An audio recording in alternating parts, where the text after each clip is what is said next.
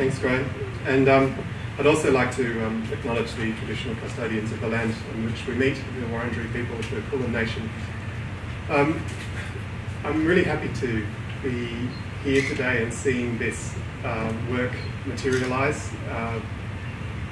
As Graham said, it's been a number of years that I've been working and trying to do my bit in moving things along with understanding HIV prevention, treatment, support for people from migrant backgrounds, particularly from Africa, who are living in Australia. One of the things about HIV, which I guess is quite special about it, is that it reveals connections between people. Sometimes these are very intimate connections between lovers or between spouses, between mothers and children, between the doctor and the patient, between the donor and the recipient of blood transfusions and organ donation. And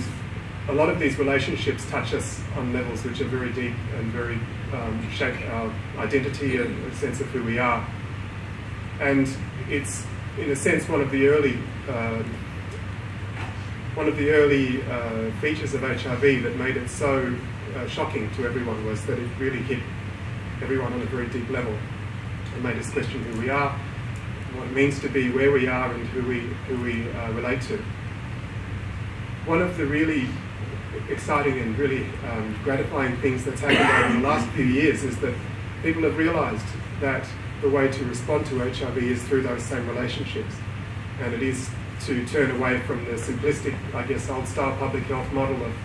trying to divide everything into little boxes and tick them off and shield off areas and people and quarantine and exclude people who are seen as threats to those who are worthy of being saved.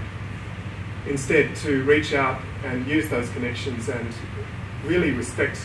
people on the sides of these lines that we draw between each other, and to listen to each other and see what it is to live as both physical and social beings, but also as spiritual beings and people who know that there's something that happens before us and something that happens after our lives end. One of the things that Susie touched on is the role of faith communities and faith leaders in that, and how, on the one hand, reaching out and being compassionate and giving people hope in a very dark time can be a real strength of that perspective on life,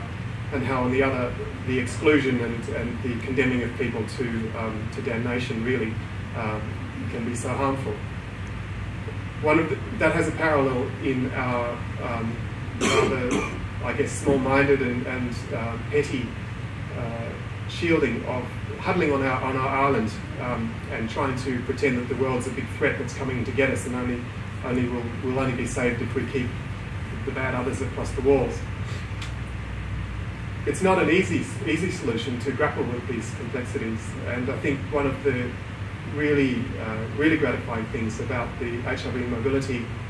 report and discussion is that it embraces the magnitude and the complexity of HIV in migration and mobile populations, and recognises that it is big, it is complicated, but that's what relationships and that's what people are. We're not simple.